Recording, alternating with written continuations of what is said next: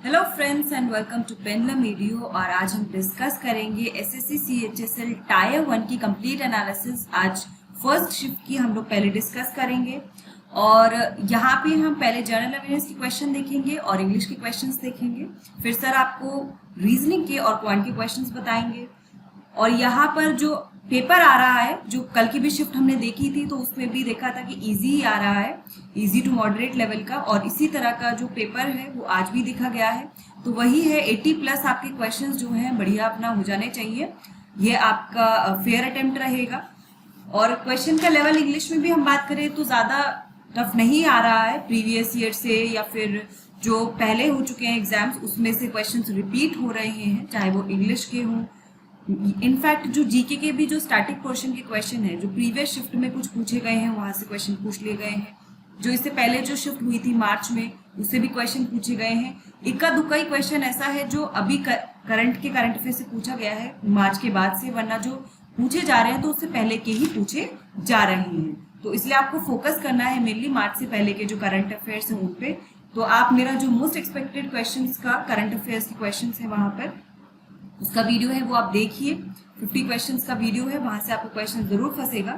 तो चलिए हम लोग देखते हैं सबसे पहले जीके की। एक क्वेश्चन पूछा गया था कि आईएनसी का प्रेसिडेंट 1929 में कौन था। इंडियन नेशनल कांग्रेस का प्रेसिडेंट 1929 में कौन था? जवाहरलाल नेहरू थे। एक क्वेश्चन स्पोर्ट्स से पूछा गया था, आईपीएल 2019 का मोस्ट वैल्यूएबल प्लेयर कौन था? तो एंड्रे रसल थे जो केकेआर से थे। And Dronacharya award 2019 winner in kabaddi कौन है? देखिए कल पूछा गया था आपसे क्वेश्चन कि द्रोणाचार्य अवार्ड किस लिए दिया जाता है, या फिर इस तरह से क्वेश्चन पूछा गया होगा कि जो स्पोर्ट्स के लिए स्पोर्ट्स कोच को कौन सा अवार्ड दिया जाता है? द्रोणाचार्य अवार्ड दिया जाता है। यहाँ पे पूछा गया था कि कबड्डी में किसको दिया गया, तो कबड्डी में रामवीर सिंह खोकर को दिया गया है। तो देखिए वेबसाइट पर जाकर आप सारे जितने भी विनर्स हैं द्रोणाचार्य अवार्ड या फिर जो भी नेशनल स्पोर्ट्स अवार्ड के विनर्स हैं उसको जाके आप पढ़िए। मैं लिंक यहाँ पे डिस्क्रिप्शन में भी शेयर कर दूंगी, तो आपका अच्छा रिवीजन हो जाएगा। राजीव गांधी खेल रत्न अवार्ड, द्रोणाचार्य अवार्ड, जो भी अवार्ड मिले हैं वो सभी वहां पर लिखे हुए हैं, तो आपका फटाफट से रिविजन हो जाएगा जो लोग नेक्स्ट शिफ्ट में एग्जाम देने वाले हैं। Name of the book of Salman Rushdie among the following. तो वहां पे कुछ बुक्स दी हुई थी, उसमें पूछा गया था कि सलमान रुशीदे के द्वारा कौन सी बुक लिखी गई है? तो क्विचोटे जो है वो उनके द्वारा लिखी गई है। ब्रंट शुगर बुक किसने लिखी है? अवनी दोषी ने लिखी है, ये पूछा गया था। तो ऑथर्स एंड बुक्स से क्वेश्चन पूछे गए हैं। Then highest waterfall in India, एक क्वेश्चन पूछा गया, तो पुंचिकल फॉल है जो कि कर्नाटका में है, वो हाईएस्ट वाटरफॉल है इंडिया का। एक क्वेश्चन साइंस से आया था, which of the following is ore of mercury, mercury का ओर कौन सा है? तो वो सीनाबार है। देखिए रिवर्स से फिर से क्वेश्चन है, कल पूछा गया था कि जो गंगा रिवर है वो कहाँ से ओरिजिनेट होती है। आज आपको ब्रह्मपुत्र से पूछा गया कि कौन सी रिवर है जो तिब्बत से भारत में फ्लो करती है, तो वो ब्रह्मपुत्र है। तो एक बार रिवर्स जो है वो आप पूरा अच्छे से रिवाइज कर लीजिए। Ahmad Shah Abdali beat Maratha in which of the following battle, किस बैटल में अहमद शाह अब्दाली ने मराठा को हराया था? तो वो थर्ड बैटल ऑफ पानीपत था। एक क्वेश्चन आपसे पूछा गया था, name of the aptitude test by CBSE NCERT for class 9 and 10, तो ये था तमन्ना एप्टीट्यूड टेस्ट। एक क्वेश्चन ज्योग्राफी से था कि खासी, गारो और जैंतिया हिल्स जो है वो कहाँ पर लोकेटेड है? तो वो मेघालय में लोकेटेड है। तो ज्योग्राफी में मोटी मोटी बात करूं तो इंडियन फिजिकल ज्योग्राफी से जो है क्वेश्चन यहाँ पर पूछे जा रहे हैं। जैसे रिवर से आपसे पूछा, या फिर कोई वाटरफॉल है, या कोई हिल्स की लोकेशन है, तो उससे ज्यादा क्वेश्चन आपके पूछे जा रहे हैं। तो ये पोर्शन आप कवर करिए। इंपॉर्टेंट डे से भी देखिए क्वेश्चन है, आर्म फोर्सेस फ्लैग डे जो है वो कब सेलिब्रेट किया जाता है? तो ये 7 दिसंबर को सेलिब्रेट किया जाता है। नेक्स्ट क्वेश्चन था, Divij Sharan is related to which sport, किस स्पोर्ट से रिलेटेड है? तो ये इंडियन प्रोफेशनल टेनिस प्लेयर हैं। तो स्पोर्ट से 2-3 क्वेश्चन आए हैं। विटामिन डी का केमिकल नेम पूछा गया था, तो वो कैल्सीफेरॉल है, ये इजी था क्वेश्चन। एक और साइंस क्वेश्चन था, which lens is used for removing myopia, myopia को खत्म करने के लिए कौन सा लेंस यूज होता है? तो वो कॉनकेव लेंस होता है। तो और जो लेंसेज हैं हाइपरमेट्रोपिया और और भी जो भी प्रॉब्लम होती है रिलेटेड टू आई, तो उनसे रिलेटेड जो भी लेंस यूज होते हैं, जो भी चीजें, वो आप अच्छे से एक बार पढ़ लीजिए। हो सकता है नेक्स्ट शिफ्ट में उसके आसपास कुछ क्वेश्चन पूछ लिया जाए। एक क्वेश्चन पूछा गया था, mission Indradhanush 2.0 launched in how many districts of Uttar Pradesh, तो कितने उत्तर प्रदेश के डिस्ट्रिक्ट में लॉन्च किया गया था? 35 डिस्ट्रिक्ट्स में लॉन्च किया गया था ऑन जनवरी 6, 2020। फिर से देखिए यहाँ पे साइंस से क्वेश्चन है, इस शिफ्ट में साइंस के क्वेश्चन थोड़े ज्यादा देखे गए हैं। Charles law states that volume of an ideal gas is directly proportional, तो it is directly proportional to absolute temperature. तो चार्ल्स लॉ या फिर जो भी लॉज हैं उनको एक बार आप रिवाइज कर लीजिए, क्योंकि अगर यहाँ पे क्वेश्चन पूछा गया तो अगले किसी शिफ्ट में पूछा जा सकता है। Father of modern physics, father of modern physics कौन है? एल्बर्ट आइंस्टाइन है। एक क्वेश्चन आपसे पूछा गया international girls day, international day of the girl child जो है वो कब मनाया जाता है? वो 11 अक्टूबर को मनाया जाता है। चलिए जनरल अवेयरनेस के क्वेश्चन हमने डिस्कस किए, अब जरा इंग्लिश के देख लेते हैं। इंग्लिश के क्वेश्चंस हैं, एंटोनिम एंड सिनोनिम्स पूछे गए थे आपसे। ऑपुलेंट का पूछा गया था, ऑपुलेंट का मतलब होता है वेल्दी, रिच, तो ये इस कुछ सिनोनिम्स हो जाएंगे, एफ्लुएंट, डीप पॉकेटेड। एंड इसके एंटोनिम्स की हम बात करें तो ऑपुलेंट मतलब वेल्थ, तो इसका ऑपोजिट जो है वो पुअर हो जाएगा। तो पुअर, डेस्टिट्यूट, इम्पॉवरिश्ड, पॉवर्टी, इनसफिशिएंट, ये सभी जो है इसके एंटोनिम्स होंगे।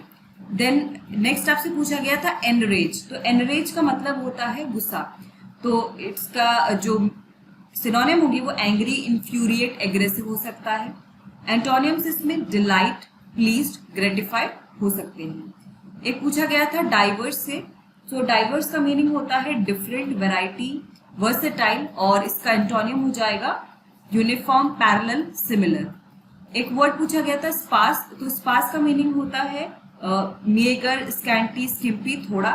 सो इसका एंटोनिम क्या होगा? ज्यादा, यानी कि अबंडेंट, प्लेंटी, एम्पल, बाउंटीफुल, ये इसके एंटोनिम्स होंगे। एक पूछा गया था आपसे मेलिग्नेंट, तो मेलिग्नेंट जो है ये इसका मीनिंग होता है, ये मेरे को याद आ रहा है कि लास्ट किसी शिफ्ट में पूछा गया है वर्ड, तो मेलिग्नेंट जो है इसका मतलब होता है डेंजरस, फेटल, डेट्रीमेंटल, और इसके जो एंटोनिम्स होंगे वो बिनाइन, बेनिफिशियल या बेनेवोलेंट हो सकते हैं।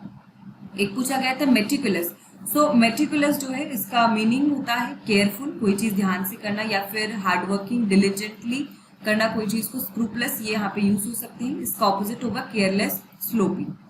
वन वर्ड सब्सटीट्यूशन से आपके क्वेश्चंस थे। देन इडियम्स एंड फ्रेजेस से 2 क्वेश्चन थे। एक इडियम का पता चला है वो है bite off more than one can chew, यानी कि इसका मीनिंग होता है कि एक ऐसी चीज को कमिट करना जो आप फुलफिल नहीं कर सकते हो, ठीक है।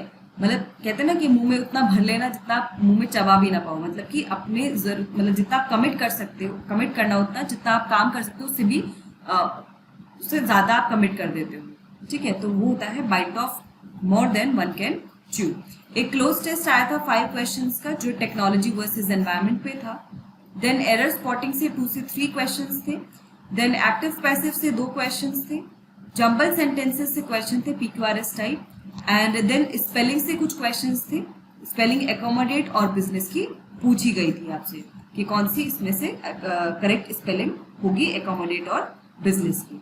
तो फ्रेंड्स हमने यहाँ पर जनरल अवेयरनेस और इंग्लिश के क्वेश्चन कवर कर लिए हैं।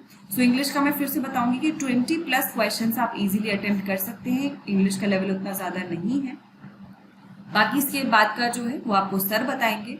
Thank you ma'am. तो स्टार्ट करते हैं दोस्तों आज के एनालिसिस को। तो आज का पेपर दोस्तों जितने भी बच्चों से बात हुई हमारी, थोड़ा कैलकुलेटिव बता रहे हैं बच्चे, थोड़ा सा टाइम लगा बच्चों को क्वेश्चन को करने में। देखते हैं कैसे क्वेश्चंस आए हैं और उनको देखते हैं हम किस तरह से सॉल्व कर सकते थे इजीली। आगे वाली शिफ्टों के लिए काफ़ी यूजफुल रहेगा दोस्तों आप एनालिसिस, आज के एनालिसिस जो है, क्योंकि आज के जो पेपर की शिफ्ट होंगी उनमें इस टाइप का ही ट्रेंड देखने को मिलने वाला है दोस्तों। तो दोस्तों देखते हैं, स्टार्ट करते हैं पहले ज्योमेट्री के क्वेश्चन से। ज्योमेट्री से क्या क्वेश्चन पूछा गया था? एक क्वेश्चन पूछा गया था आपको दोस्तों, आपको दिया गया था एक ट्राइंगल, लेट सपोज PQR एक ट्राइंगल दिया गया है आपको, एंड आपका जो है ये आपका एक पॉइंट पे T पे मिल रहा था जाके, एंड आपको बोला गया था दोस्तों कि ये एंगल, इसको मैं मान लूँगा एंगल 1 और इसको मान लो एंगल 2, तो एंगल 1 + एंगल 2 का जो सम था वो आपको कुछ दिया गया था दोस्तों। एंड आपको दिया गया था ये एंगल दिया गया था आपको आई थिंक 45 या 38 डिग्री। कुछ बच्चे बोले थे 45 डिग्री, कुछ ने 38 डिग्री बताया। तो जो भी रहेगा कोई इशू नहीं है, उससे आप आराम से बता सकते हैं दोस्तों। ये एंगल आपको एंगल 1 + 1 एंगल 2 की वैल्यू कुछ दी गई थी। लेट सपोज अगर आपको कुछ दिया गया होगा, जो भी आपको एग्जैक्ट वैल्यू दी गई वो दिया होगा, एंड आपको पूछा गया था कि ये एंगल PR, इसको मान लेते हैं M, तो एंगल PRM की वैल्यू क्या थी। तो आप इजीली बता सकते हैं x डिग्री जो होगा वो एंगल 1 + 2 यानी कि इंटीरियर एक्सटीरियर एंगल का जो सम होता है दोस्तों, जो इंटीरियर एंगल का सम होता है वो आपके अपोजिट एक्सटीरियर एंगल के बराबर होता है। तो आपको x डिग्री यहाँ पर वैल्यू आप यहाँ पर पुट कर सकते हैं। ये आपका ये वैल्यू आपको पता ही थी, तो आप ये वाली वैल्यू आराम से इजीली फाइंड आउट कर सकते हैं दोस्तों। तो ये इस टाइप का क्वेश्चन आया था एक आपका ज्योमेट्री का। देन अब हम बात करें आपके ट्रिग्नोमेट्री से क्या क्या क्वेश्चन पूछे गए।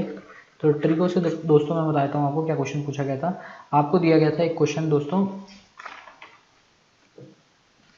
sec a into 1 minus sine A into sec a plus tan a। या तो आप इसमें डायरेक्ट वैल्यू पुट कर लीजिए तो भी आपका आंसर तुरंत की तुरंत आ जाएगा दोस्तों। 45 डिग्री वैल्यू पुट कर लीजिए, आपका आंसर आ जाएगा। नहीं तो आप डायरेक्ट इसकी मल्टीप्लाई कर दीजिए, ये हो जाएगा आपका, अंदर मल्टीप्लाई करेंगे तो sec a हो जाएगा, और sec a इंटू साइन ए करेंगे आप तो ये हो जाएगा आपका tan a। तो sec a minus tan a into sec a plus tan a की वैल्यू क्या होती है दोस्तों, आपको पता है दोस्तों 1 वैल्यू होती है, तो ये आंसर आ जाएगा आपका 1।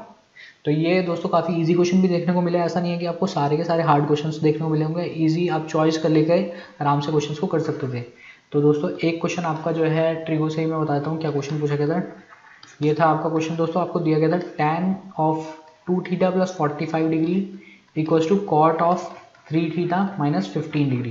तो आपको पता है दोस्तों tan of theta equals to cot 90 minus theta होता है, यानी कि इन दोनों का सम जो है हमेशा 90 होगा अगर tan theta equals to cot theta है तो आप कर सकते हैं 2 theta plus 45 plus 3 theta minus 15 will be equals to 90 degree, यानी कि हो जाएगा आपका दोस्तों 5 theta plus 30 equals to 90 and that will be equals to 5 theta equals to 60 degree. यहाँ से आपका थीटा की वैल्यू निकल के आ जाएगी 5 × 5 5 10 12 डिग्री। तो यही दोस्तों आपका आंसर आ रहा था। तो ट्रिगो से थोड़ा सा आपका डुएबल क्वेश्चन थे दोस्तों। चलिए दोस्तों नेक्स्ट क्वेश्चन देखते हैं। नेक्स्ट क्वेश्चन क्या पूछा गया था आपसे, क्वेश्चन नंबर 4। तो एक क्वेश्चन आपसे दोस्तों ये पूछा गया था यहाँ पर, ये एक बार आप कंफर्म कीजिएगा दोस्तों ये क्वेश्चन आपके पास आया है कि नहीं आया है। तो क्वेश्चन क्या पूछा गया था दोस्तों, आपको ये दिया गया था आपको कि 1 plus cos theta minus sine square theta upon sine theta into 1 plus cos theta की वैल्यू क्या होगी दोस्तों। तो आप इजी क्वेश्चन है दोस्तों, किस तरह से करेंगे। 1 माइनस साइन स्क्वायर थीटा क्या होता है दोस्तों, 1 माइनस साइन स्क्वायर थीटा होता है आपका कॉस थीटा। या एक काम कीजिए, वो भी करने की जरूरत नहीं है आपको, आप साइन स्क्वायर थीटा को 1 माइनस कॉस स्क्वायर थीटा लिख सकते हैं। 1 प्लस कॉस थीटा लिख लीजिए, इसको लिख लीजिए 1 माइनस कॉस स्क्वायर थीटा और अपॉन में ये हो गया sine theta into 1 plus cos theta. तो आप इसको कैसे लिख सकते हैं दोस्तों, इसको लिख सकते हैं आप 1 प्लस कॉस थीटा, आप कॉमन ले लीजिए इसमें से 1 और ये होगा 1 माइनस कॉस स्क्वायर थीटा, यानी कि A square minus B square equal to A plus B into A minus B, यानी कि यहाँ से ए प्लस बी यानी 1 प्लस कॉस थीटा आप कॉमन ले लीजिए और बचेगा क्या आपके पास 1 माइनस 1 और ये 1 माइनस कॉस थीटा आएगा तो प्लस में हो जाएगा कॉस थीटा एंड 1 से 1 कट गया आपका और साथ में जो है sine theta upon 1 plus cos theta चल ही रहा है दोस्तों। तो ये आपका पूरा का पूरा कट जाएगा, बचेगा आपका cos theta upon sine theta that will be equals to cot theta. तो कॉट थीटा आपके ऑप्शन में रहा होगा दोस्तों। अगर वैल्यूज वैसी रही होंगी, डायरेक्ट कोई पर्टिकुलर वैल्यू रही होगी तो उस हिसाब से देख लीजिएगा, नहीं तो कॉट थीटा आपके उसमें ऑप्शन में मिला होगा। तो कॉट थीटा इसका आराम से आंसर आ जाता है दोस्तों। तो ये ट्रिग्नोमेट्री क्वेश्चन हमने सारे डिस्कस कर लिए जो आपको आज के पेपर में देखने को मिले होंगे दोस्तों। अब बात करते हैं अलजेब्रा के क्वेश्चंस की। तो अलजेब्रा में क्या क्या क्वेश्चन देखने को मिले। तो अलजेब्रा से क्वेश्चन दोस्तों देखने को मिला है, एक क्वेश्चन पूछा गया था x minus Y equals to 4 और एक्स वाई इक्वल्स टू 45। तो आपको पूछा गया था X square plus Y square की वैल्यू क्या होगी, तो ये आपको बताना था दोस्तों। तो इसमें आप डायरेक्ट वैल्यू पुटिंग से आपको देखने को मिल जाएगा कि यहाँ पर अगर आप 9 ले लें और y की वैल्यू 5 ले लें, यानी कि 9 माइनस 5 इक्वल्स टू 4, तो आप इजीली आप आंसर बता सकते हैं। नहीं तो X square plus Y square की वैल्यू आप डायरेक्ट भी निकाल सकते थे, कोई बड़ी बात नहीं है दोस्तों। एक्स माइनस वाई का होल स्क्वायर एंड उसमें जो है आप प्लस 2xy ऐड कर लीजिए तो आपका आंसर आ जाएगा दोस्तों। तो यहाँ पर आप देख लीजिए 9 का होल स्क्वायर 81 प्लस ये हो गया आपका 5 का होल स्क्वायर यानी कि ये हो गया 25।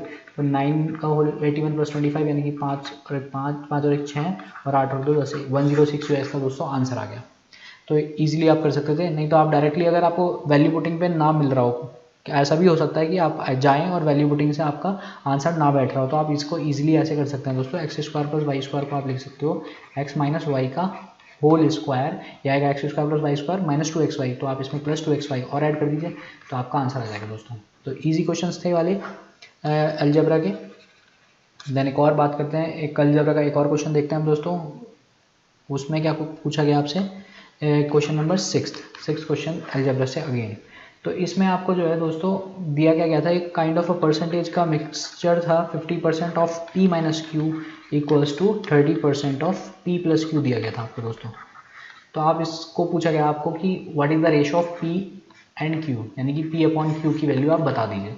तो बहुत ईजी क्वेश्चन है दोस्तों। आप कैसे करेंगे, परसेंटेज से परसेंटेज का साइन हटा दीजिए, 0 से 0 हटा दीजिए, ये हो गया 5 times of P minus 5 times of Q equals to 3 times of P plus 3 times of Q. ये हो गया आपका 2 times of P equals to 8 times of Q, यानी कि P by Q equals to 4/1। तो 4:1 जो है इसका करेक्ट आंसर होगा दोस्तों। ये इसका आंसर भी था दोस्तों। एक और क्वेश्चन देखते हैं दोस्तों। आपका अलजेब्रा से और कोई क्वेश्चन रह तो नहीं गया, एक बार बता देता हूँ मैं आपको। हाँ दोस्तों, एक अलजेब्रा से जो है एक क्वेश्चन आपका जो है उस पर आया था दोस्तों। A cube plus B cube plus C cube minus 3abc वाला जो फॉर्मूला होता है उस पर बेस्ड एक क्वेश्चन था। एग्जैक्ट वैल्यूज़ नहीं मिली, आप कमेंट में हमें लिख कर बताइए कि क्या वैल्यूज़ थी दोस्तों। तो ये इसका फॉर्मूला आपको मैं बताता हूँ कि क्या होता है। इसका फॉर्मूला होता है A plus B plus C into A square plus B square plus C square minus A B minus B C minus C A. तो आपको अगर a plus B plus C की वैल्यू दी होगी और A B plus B C plus C A की value दी होगी, तो आप A square plus B square plus C square की वैल्यू ढूंढने के बाद इस टर्म की वैल्यू निकाल सकते हैं। तो आपको इसमें एक फॉर्मूला और यूज़ करना होता है, A square plus B square A plus B plus C के होल स्क्वायर का फॉर्मूला और यूज़ करना होता है, यानी कि A square plus B square plus C square plus twice of A B plus twice of B C plus twice of C A. अगर आपको ये दो फॉर्मूले याद हैं दोस्तों, तो इस पे बेस्ड कोई भी क्वेश्चन आ जाए आपका तो आप इजीली कर सकते हैं दोस्तों। तो ये क्वेश्चन आया था, आप हमें वैल्यूज़ बता दीजिए, आपको हम एग्जैक्टली आंसर भी बता देंगे उन वैल्यूज़ के साथ क्या आंसर रहा होगा। तो चलिए दोस्तों नेक्स्ट क्वेश्चन को देखते हैं। अलजेब्रा से एक थोड़ा सा टिपिकल क्वेश्चन भी पूछा गया है, पावर्स में था कुछ, उसमें ए की कुछ पावर्स दी गई थी आपको एंड उनका प्रोडक्ट देने के बाद आपको फाइनल जो है उसको सिंप्लीफाई करके आंसर बताना था। तो वो एग्जैक्ट क्वेश्चन अगर आप बताएंगे तो हम बता देंगे आपको कि क्या क्वेश्चन आया था दोस्तों। तो अलजेब्रा से एक थोड़ा सा टिपिकल क्वेश्चन था, ए की कुछ पावर्स दी गई थी आपको एंड उस टर्म में जो है आपका एक क्वेश्चन पूछा गया है दोस्तों। तो उसको आप एक बार लिख के बताइए हमें कमेंट सेक्शन में, हम आपको उसका आंसर बता देंगे। तो दोस्तों अब चलते हैं आपका एक क्वेश्चन। हाँ दोस्तों, एक क्वेश्चन आपका और पूछा गया है। ये क्वेश्चन था आपका 1 अपॉन आपको दिया गया था सिंप्लीफिकेशन का क्वेश्चन, 1/9 प्लस 4√5 दिया है एंड प्लस 1/√9 माइनस 4√5 दिया है दोस्तों। आपको ये जो है इसकी वैल्यू बतानी थी सिंप्लीफाई करके। तो आप इजीली कर सकते हैं। इस टाइप के क्वेश्चन बहुत बार रिपीट हुए हैं दोस्तों, ऐसे क्वेश्चन देख के घबराइएगा मत बिल्कुल भी। कैसे करना है इन क्वेश्चंस को, आप 9 प्लस 4√5 को क्या लिख सकते हैं, मैं आपको बहुत सिंपल स्टेप्स बताता हूँ। आप इसको लिख सकते हैं दोस्तों, ये हो सकता है आपका 2 इंटू √5, यानी कि आप इसको लिख सकते हैं 9 को 5 प्लस 4 प्लस 2 इंटू 2√5 लिख सकते हैं। इसको आप लिख सकते हैं √5 का होल स्क्वायर प्लस इसको लिख सकते हैं आप 2 का होल स्क्वायर, और ये हो जाएगा आपका 2 इंटू √5, यानी कि आपका यहाँ से बन गया √5 प्लस 2 का होल स्क्वायर। तो ये हो जाएगा आपका √5 प्लस 2 और यहाँ पर आ जाएगा आपका, सिमिलरली आप इसको सॉल्व करेंगे तो ये आपको मिलेगा √5 माइनस 2। आप यहाँ पर जो है दोस्तों एलसीएम ले लीजिए, ये √5 प्लस 2 इंटू √5 माइनस 2 यानी कि 5 माइनस 4 इक्वल्स टू अपॉन ए, एलसीएम 1 आ जाएगा, यहाँ पर आ जाएगा √5 माइनस 2 प्लस √5 प्लस 2, ये 2 से आपका 2 गया यानी कि आपका आंसर आ गया 2√5। तो ईजी क्वेश्चन थे दोस्तों। ऐसा नहीं है कि आप इन क्वेश्चन में अगर बेसिक अप्रोच नहीं लगाएंगे, तरीके से नहीं चलेंगे तो आप सॉल्व नहीं कर पाएंगे। अगर आपके बेसिक्स क्लियर हैं तो आज का पेपर बहुत आराम से आप कर सकते थे दोस्तों, मेरा ये कहना है। जो बच्चे बेसिक से पढ़ के जाते हैं, सिर्फ ट्रिक के भरोसे जाओगे तो आपका हो सकता है दोस्तों आप अच्छा परफॉर्म ना कर पाओ। अगर आपके बेसिक्स क्लियर हैं तो आप ट्रिक्स को अच्छे से अप्लाई भी कर पाओगे, और अगर ट्रिक अप्लाई नहीं होती है तो आप बेसिक से उन क्वेश्चंस को सॉल्व भी कर पाओगे। तो आज का पेपर कुछ उसी टाइप से था दोस्तों। आई होप आप लोगों ने अच्छा किया होगा दोस्तों। तो चलिए नेक्स्ट क्वेश्चन की तरफ बढ़ते हैं, क्वेश्चन नंबर 10। एक क्वेश्चन और डिस्कस करते हैं दोस्तों हम। आपको SICI का एक क्वेश्चन दिया गया था, ये थोड़ा सा ठीक क्वेश्चन है। इसमें क्या कहा गया था आपको प्रिंसिपल दिया था आपका 12,000 रुपीज़ जो है आपने इन्वेस्ट किया है एक स्कीम के अंदर, invested in a scheme. Then आपको लगा कि आप जो है उस स्कीम में थोड़े से पैसे और डाल सकते हैं। तो ऐसा ही जो है हुआ उस पर्सन के साथ, उसने 6,000 रुपीज़ जो है और इन्वेस्ट कर दिए। 6,000 रुपीज़ एक्स्ट्रा इन्वेस्ट करे for how many months, after 4 months, sorry after 4 months जो है उसने 6,000 रुपीज़ और ऐड कर दिए। देन और हुआ क्या, जब वो 6,000 क्यों ऐड करे उसने, क्योंकि उसे ट्वाइस द रेट मिल रहा था, मतलब डबल रेट मिल रहा था। यानी कि अगर यहाँ ये जो है उसने R% के रेट पे इन्वेस्ट करे हैं तो ये 2R% पे इन्वेस्ट करे। एंड आपको उसको 1 ईयर बाद, आफ्टर 1 ईयर जो है उसको टोटल जो SI मिला है वो, सॉरी SI, हाँ टोटल 1 ईयर के बाद जो उसको सिंपल इंटरेस्ट मिला है वो मिला है ₹2800। तो आपको बताना था दोस्तों कि रेट ऑफ इंटरेस्ट क्या है। तो आप इजीली बता सकते हैं दोस्तों कैसे। आपको पता है सिंपल इंटरेस्ट होता है PRT अपॉन 100 यानी कि 12,000 into rate percent into time. Time कितना हो गया दोस्तों, आप इसको सिर्फ 4 मंथ्स के लिए सिर्फ 12,000 इन्वेस्ट कर रहे हैं यानी कि 4/12 अपॉन 100। अब अगर हम बात करें इसमें 6,000 और एक्स्ट्रा ऐड हो गए तो यानी कि टोटल अब 18,000 रुपीज़ हो गए आपके। तो ये हो जाएगा आपका कितने मंथ के लिए, 2 आवर मंथ के लिए, 2 आवर परसेंट के लिए, और कितने मंथ के लिए, 8 मंथ के लिए। 8/12 that will be equals to 2800। यहाँ से आप आर की वैल्यू बड़े इजीली निकाल सकते हैं। कैसे, 2 0 से 2 0 हो गए, ये आपका हो गया 10 यानी कि ये हो गया 40 आर। आपका ये हो गया आपका 12 और ये हो गया आपका 12 कम 12 12 पंजे 60 1500 और 0 से 0 गया और ये हो गया आपका 15 और 8 से 24 240 आर इक्वल्स टू 2800। ये आ गया आपका 280 आर इक्वल्स टू 2800 और आर की वैल्यू आ गई यहाँ से 10% दोस्तों। तो 10% इसका करेक्ट आंसर था दोस्तों, जैसा बच्चों ने बताया भी हमें। तो चलिए दोस्तों नेक्स्ट क्वेश्चन की तरफ बढ़ते हैं। नेक्स्ट क्वेश्चन देखते हैं क्या क्वेश्चन पूछा गया था आपसे।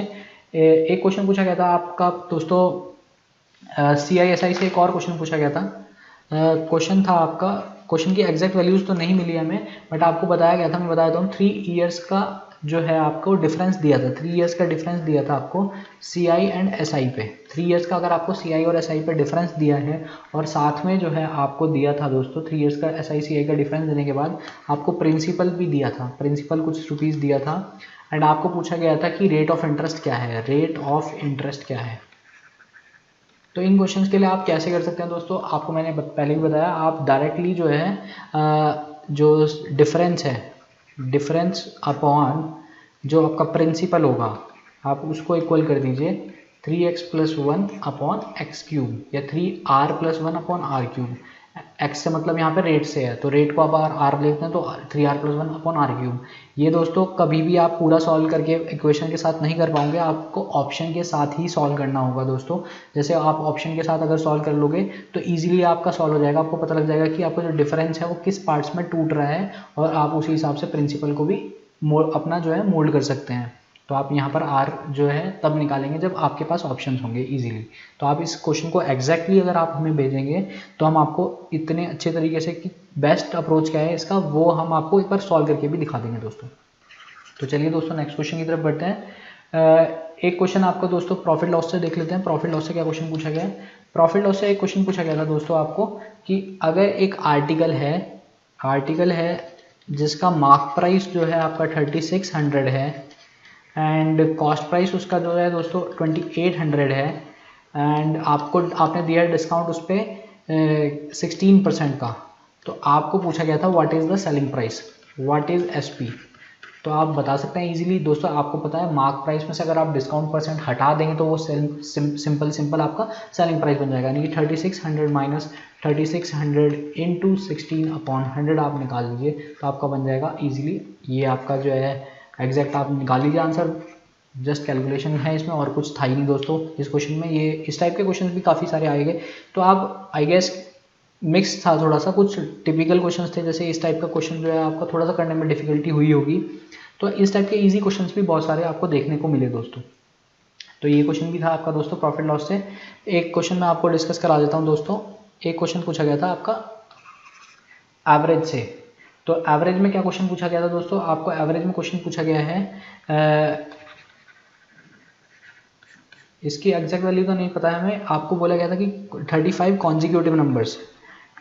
कॉन्जिक्यूटिव नंबर्स दिए गए थे आपको एंड आपको बोला गया था कि उनका एवरेज जो है n है एंड देन आप उसमें से 10 नंबर्स जो है रिमूव करके नेक्स्ट 10 नंबर जो है उनको ऐड कर देते हैं। देन होता क्या है आपका कि जो है आपका एवरेज चेंज हो जाता है वो m में चेंज हो जाता है। तो आपको साथ में दिया गया था दोस्तों m² - n² की वैल्यू दी गई थी आपको जस्ट ये बताना था दोस्तों इसमें कि आपका 3n + 5m का एवरेज क्या होगा, ये आपको बताना था दोस्तों। तो अगर आप बता दें m² - n² की वैल्यू क्या दी गई थी तो हम इसको सॉल्व करके भी आपको एग्जैक्टली बता सकते हैं कि दोस्तों आंसर क्या रहा होगा। आई थिंक एक बच्चे ने बताया तो है हमें दोस्तों कि 600 बोल रहे थे वो, कि M square minus N square की वैल्यू 600 थी। तो आप इसको ईजिली कर सकते हैं दोस्तों। कैसे, मैं बता देता हूँ आपको। अगर हम 600 सही वैल्यू है तो मैं आपको आंसर बताता हूँ एग्जैक्टली क्या रहा होगा। आपको 35 कॉन्जिक्यूटिव नंबर्स दिए गए हैं, यानी कि 35 कॉन्जिक्यूटिव नंबर्स का अगर आपको एवरेज पता है तो दोस्तों average first number plus last number upon 2 जो होगा वो एवरेज हो जाएगा। यानी कि मैं कहूँ अगर नंबर जो है x है, पहला नंबर x है, तो आपके 35 कॉन्जिक्यूटिव नंबर यानी कि लास्ट नंबर x प्लस 35 हो जाएगा। यानी कि x और x प्लस 35 अपॉन 2 जो है ये आपका एवरेज हो गया, ये आपका n के वैल्यू के बराबर हो गया। यानी कि ये हो गया आपका दोस्तों 2x प्लस 35 जो है वो हो गया आपका 2n के बराबर। एंड सिमिलरली जो है यहाँ पर अब आप n नंबर 10 नंबर्स हटा दोगे और 10 नंबर्स उसमें ऐड कर दोगे दोस्तों, तो होगा क्या आपका ये हो जाएगा आपका 35 कॉन्जिक्यूटिव नंबर्स हैं, सॉरी 34 होगा दोस्तों। यहाँ पर 35 कॉन्जिक्यूटिव नंबर्स है ना, तो x then x plus 1 x plus 2, तो इस तरह से आपके x को आप जोड़ोगे तो टोटल 35 तब बनेंगे।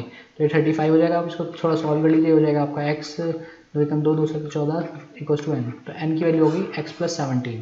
और सिमिलरली आपकी m की वैल्यू क्या हो जाएगी दोस्तों, क्योंकि आपने 10 नंबर्स हटाए और 10 नंबर्स ऐड कर दिए हैं। जब 10 नंबर्स आप और ऐड कर रहे हो एक्स्ट्रा नंबर, तो आपका एवरेज जो है 10 शिफ्ट हो जाएगा, क्योंकि आपके अब नेक्स्ट 10 जो है वो नेक्स्ट जो पूरे के पूरे 35 कॉन्जिक्यूटिव नंबर्स हैं वो आपके 10 शिफ्ट हो गए हैं, यानी कि उनका एवरेज भी 10 शिफ्ट हो जाएगा। That's very clear. तो x प्लस 27 जो है आपका नया एवरेज हो जाएगा। आपको बोला गया है M square minus N square की वैल्यू 600 है, यानी कि x प्लस 17 का whole square minus X plus 27 का होल स्क्वायर। ये दोस्तों उल्टा रहेगा, ये प्लस होगा ये माइनस होगा, इक्वल्स टू 600। तो ये आपका आ जाएगा दोस्तों, यहाँ से आगे आपका 2x प्लस 27 प्लस 17 हो गया आपका 7 7 14 की 4 हाथ लगी 2 3 और 1 4 44 और इंटू ये इसमें से आप माइनस करोगे तो ये आपका 10 हो जाएगा, इक्वल्स टू 600। ये हो गया आपका 0 60 एंड यहाँ से आ गया 2x equals to 60 minus 44 that will be 16 और x की वैल्यू आपकी 8 आ गई। यहाँ से x की वैल्यू 8 आ गई है यहाँ पर। तो आपको पता है दोस्तों 3n की पूछा गया, आपको 3n का मान कितना होगा। x की अगर 8 वैल्यू हो तो 8 17 प्लस 8 कितना हो जाएगा, n की वैल्यू हो जाएगी यहाँ से 8 7 15 25 और m की वैल्यू हो जाएगी यहाँ से आपकी 25 प्लस 10 35।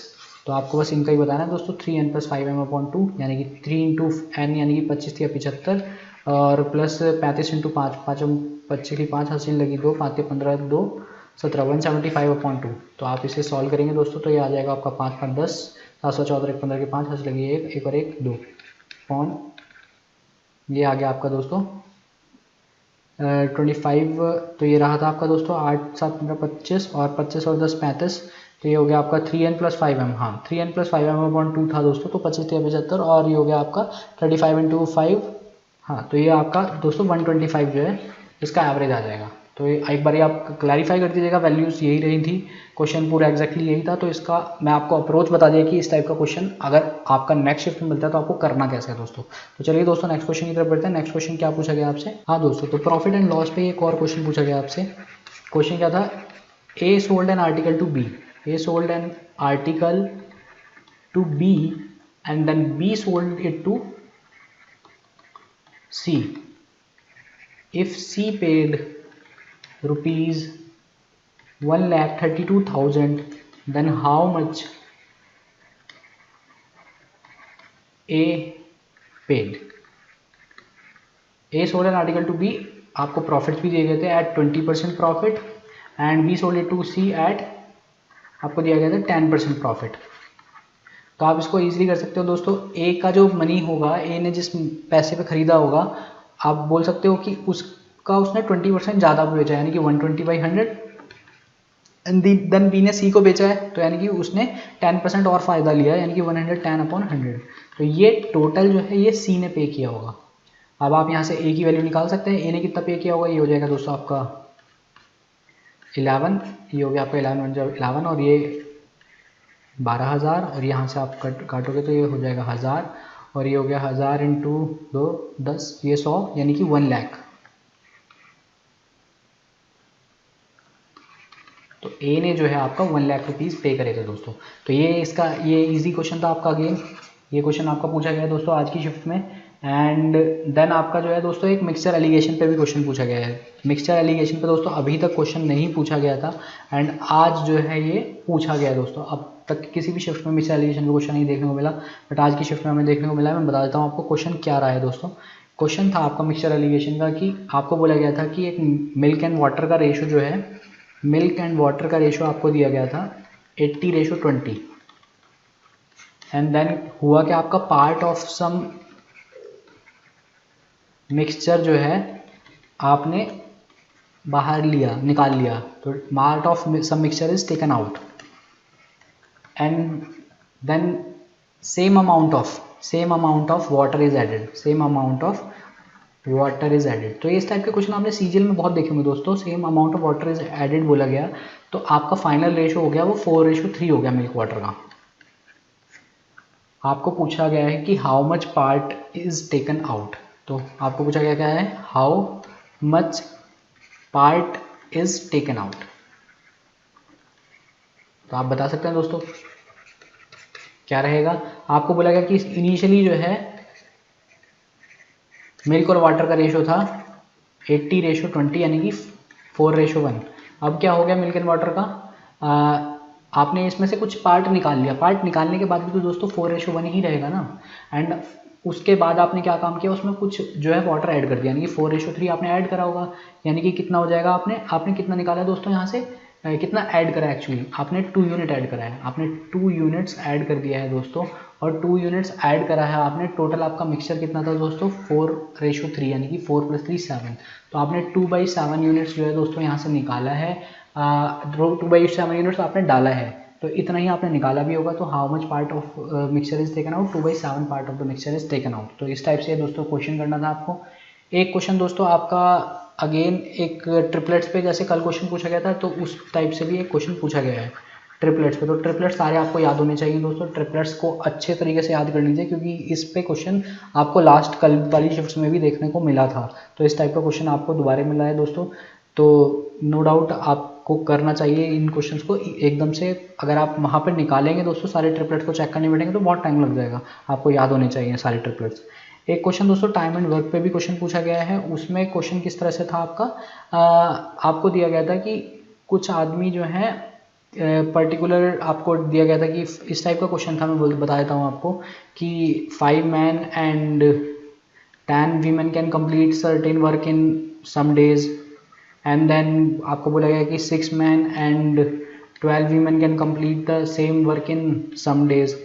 आपको नंबर ऑफ डेज दिए गए थे यहाँ पर, आपको पूछा गया था कि particularly some amount of man and some amount of women together can complete in how many days. तो इस टाइप का क्वेश्चन था। आपको कुछ नहीं करना होता दोस्तों, मैन डेज को इक्वल कीजिए, मैन और वुमेन की एफिशिएंसी निकालिए, और उससे जो है आप उनमें पुट करके फाइनल जो आपकी इक्वेशन है उसमें पुट करके आप इजीली निकाल सकते हैं इस क्वेश्चन को।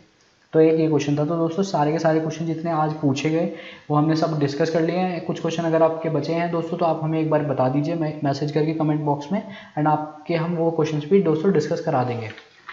तो दोस्तों ये था आपका टोटल क्वांट का एनालिसिस। अब बात करते हैं रीजनिंग की। तो रीजनिंग में देखते हैं दोस्तों क्या क्या क्वेश्चन पूछे गए आपसे। तो ये था आपका दोस्तों लॉजिकल रीजनिंग में क्या क्वेश्चन पूछा गया आपसे जो है रीजनिंग में दोस्तों क्वेश्चन हमें आज की शिफ्ट में थोड़े से कम मिले हैं, बट मैं आपको बता देता हूँ फिर भी। नॉन वर्बल पार्ट से जो है आपका मिरर इमेज का क्वेश्चन था दोस्तों, बट एंड आपका एम्बेडेड फिगर से क्वेश्चन पूछा गया है आज की शिफ्ट में।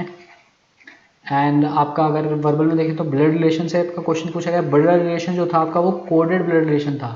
कोडेड मतलब कि $B means A is mother of B, इस टाइप का क्वेश्चन दोस्तों देखने को मिला है। देन हम बात करें आपका नंबर सीरीज से दोस्तों क्वेश्चन थे, एंड ऑड वन आउट से आपके 2 से 3 क्वेश्चन पूछे गए हैं। देन हम बात करें अगर एनालॉजी की, तो एनालॉजी से दोस्तों 2 क्वेश्चन थे आज की शिफ्ट में। एंड आपका एनालिटिकल रीजनिंग से क्वेश्चन पूछा गया है। एनालिटिकल रीजनिंग वाला क्वेश्चन क्या था दोस्तों, मैं बता देता हूँ। एनालिटिकल रीजनिंग से क्वेश्चन ये पूछा गया था आपका कि आपको दिया गया था कि A/B/C की वैल्यू जो है वो है 7:8:9, और आपको A+B+C की वैल्यू दी गई थी 504। आपको बताना था कि दोस्तों C का जो वैल्यू होगी वो कितनी होगी। तो आपको पता है दोस्तों 7 + 8 + 9 कितना होगा, 9 + 8 17, 17 और 7 ये हो गया आपको 24। तो 24 की वैल्यू आपको 504 दी गई है, यानी कि ये हो गया आपका 6 4 10 24, ये हो गया 6 8 48 और 6 4 24, और ये हो गया आपका 4 दूनी 8 और 1 21। तो आपको 21 वैल्यू दी गई है, 1 यूनिट की वैल्यू 21 है, तो आपको पूछा गया सी की वैल्यू, तो 9 × 21 कर लीजिए आप, ये हो गया आपका 9 दूनी 18 180 + 9 189। तो ये आपका दोस्तों इजी सा क्वेश्चन था, रीजनिंग में पूछा गया दोस्तों ये इस टाइप का क्वेश्चन एनालिटिकल रीजनिंग के पार्ट में। एंड एक आपका जो है नंबर सीरीज पे जो है क्वेश्चन क्या था दोस्तों, 7, 8, 10, और ये आपसे पूछा गया था कि इसका वैल्यू क्या होगी दोस्तों। तो आपको दिख रहा है दोस्तों 7 + 1 8 हो गया, 8 + 2 10 हो गया, 10 + 3 13 हो गया, एंड 13 + 4 अगेन 17 हो गया। तो ये जो है आपका इजी सा क्वेश्चन था दोस्तों, 13 इसका आंसर आ रहा था दोस्तों।